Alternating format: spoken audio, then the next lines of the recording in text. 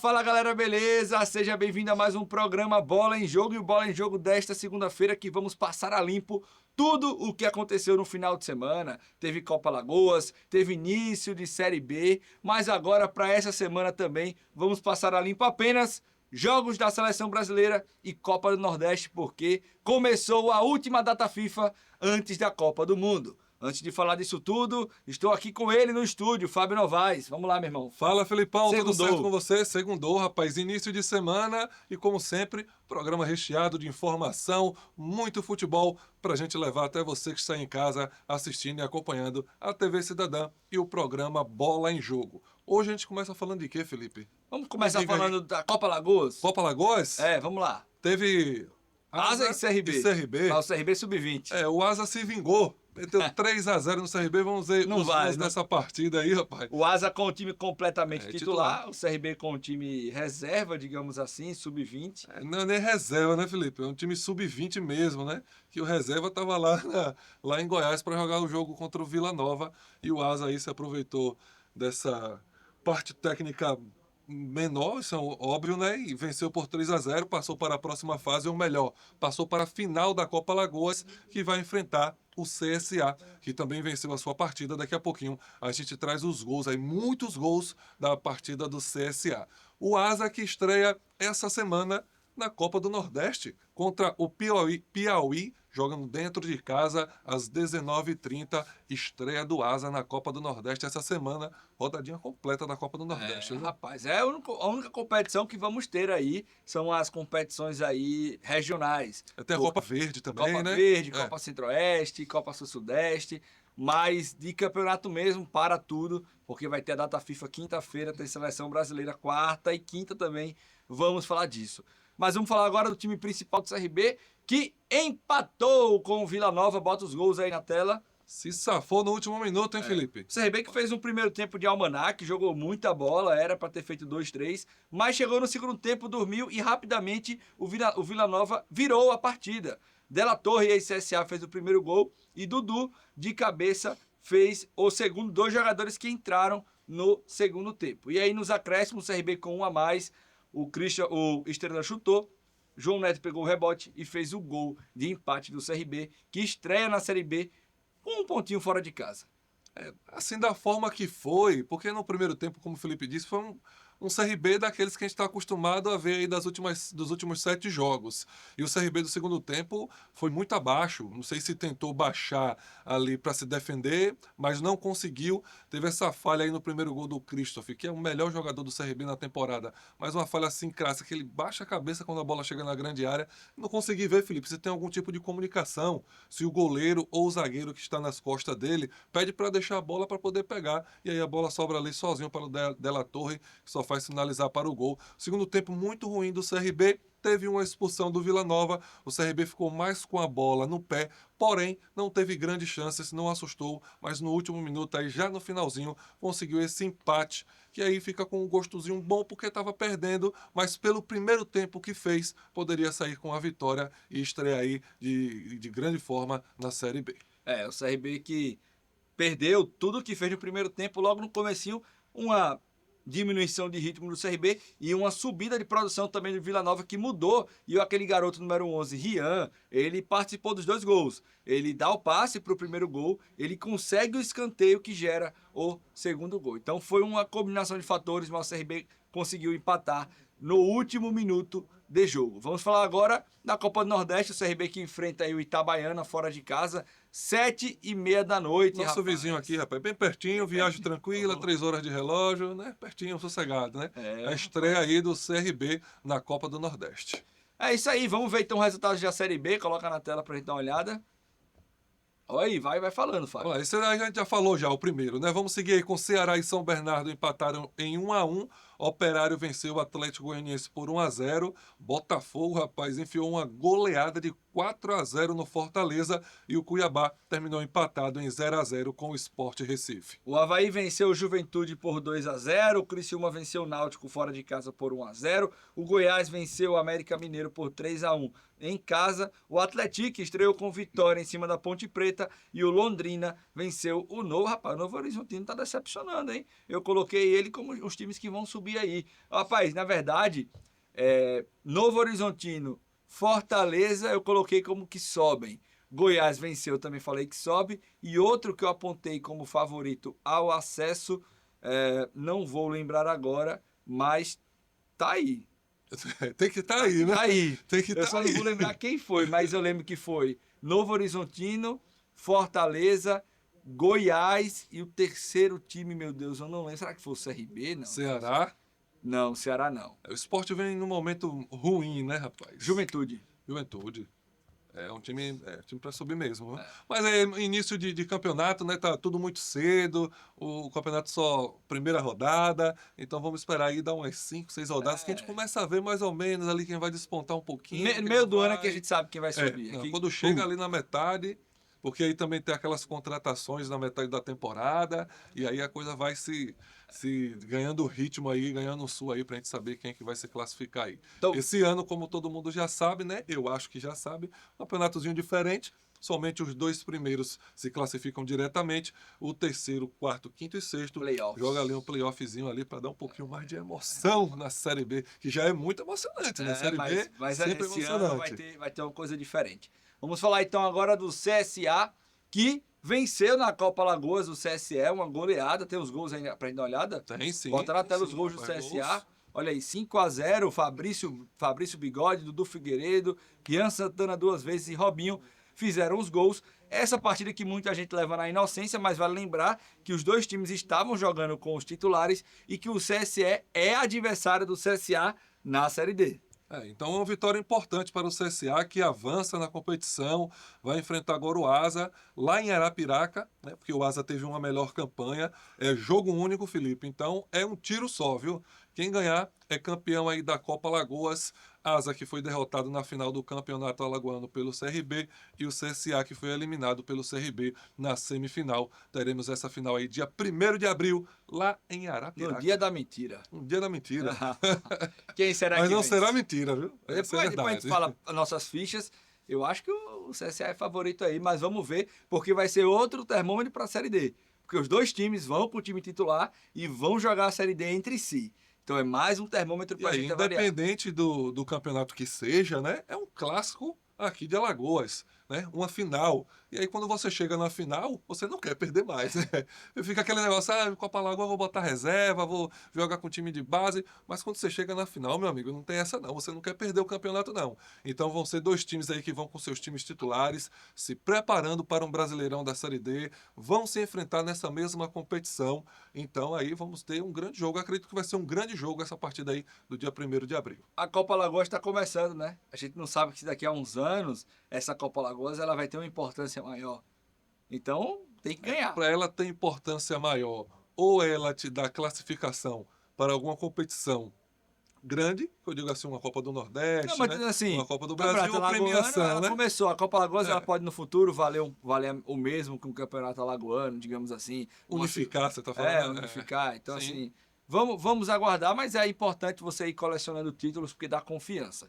Vamos falar então agora do Brasileirão Gols. Coloca na tela, Cruzeiro e Santos ficaram no 0-0. O Botafogo venceu o Bragantino por 2-1. Rapaz, Alex Telles e Alexander Barbosa fizeram gols do Botafogo e Lucas Barbosa fez o gol do Red Bull Bragantino.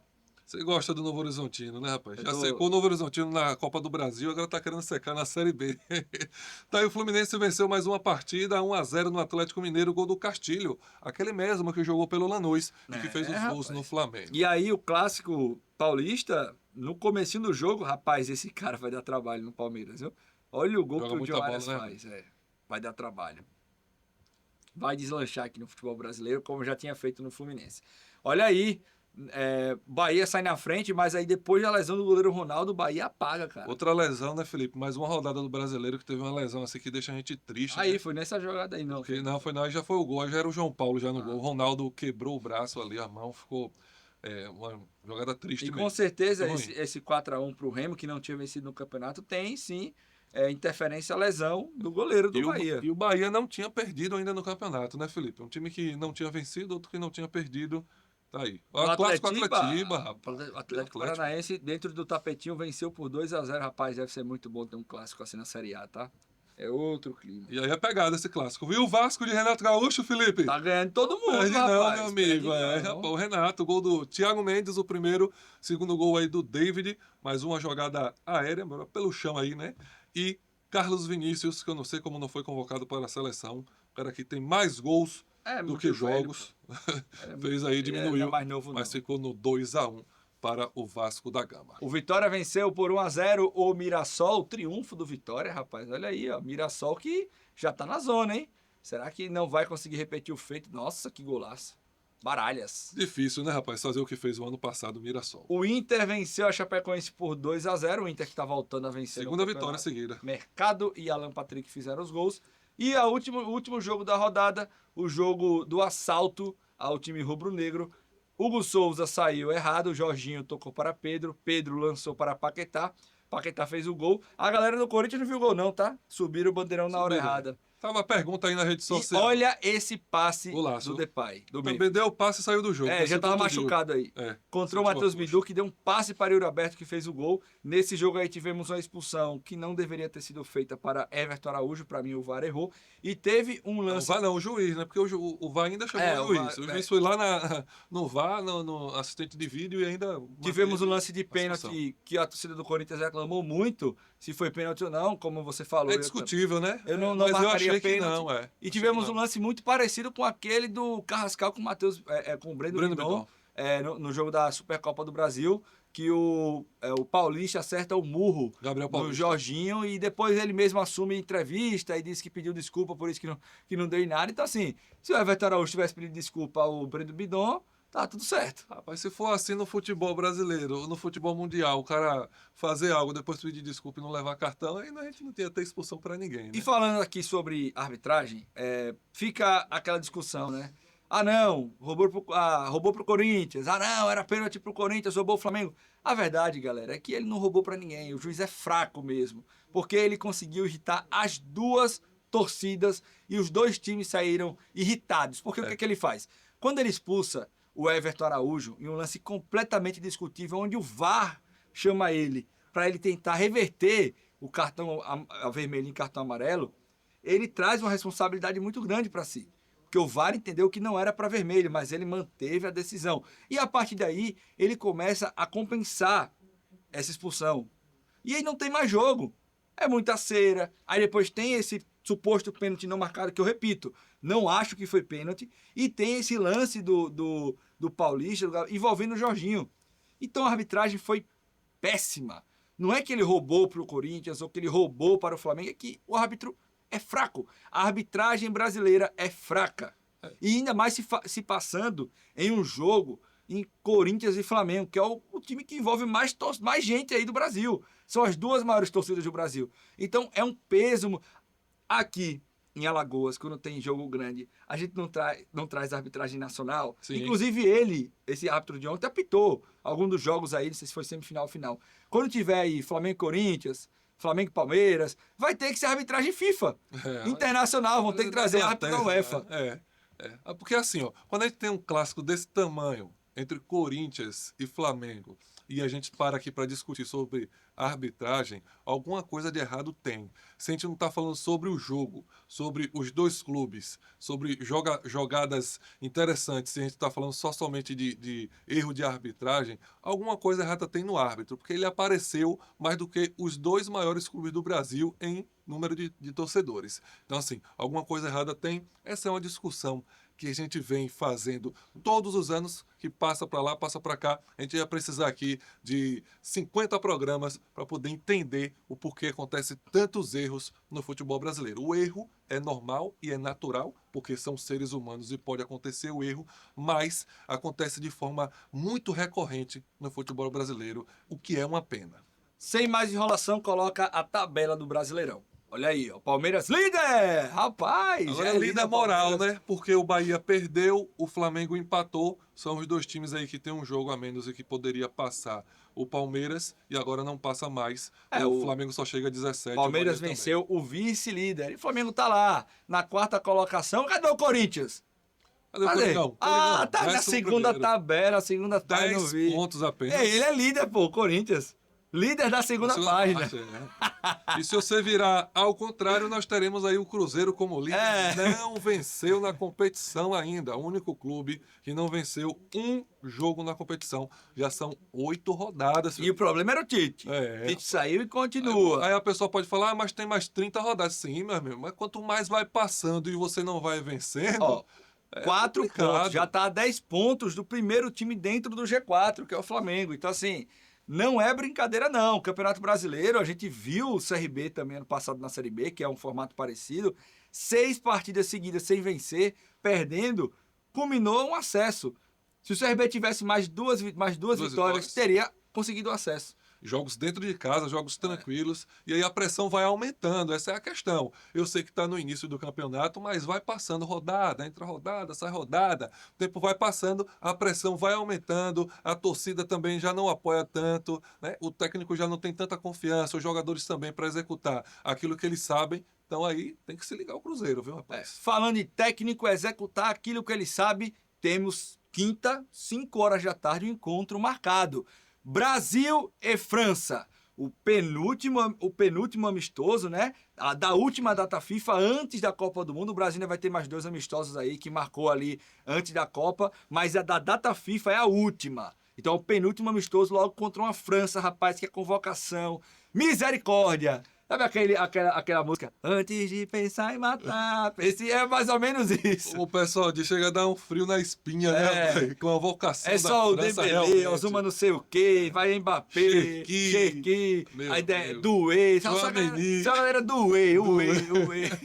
Complicado, a seleção da França realmente é uma seleção assim maravilhosa, mas Brasil 3-0. Ô, meu irmão. 3-0 não, 2-0, porque se tivesse Neymar era 3. Seria o gol do Sem o Neymar, 2-0, um do Vini e do Rafinha. Mas tem alguma imagem para representar ou é só a gente falar mesmo? É só a gente falar. E quinta-feira a gente traz mais detalhes. Pronto, quinta-feira. Quarta-feira a gente traz a convocação, provável escalação. E na quinta-feira, no programa, a gente destrincha esse jogo para vocês aqui. Todinho. Porque, rapaz, o Brasil vai começar o Hexa quinta-feira.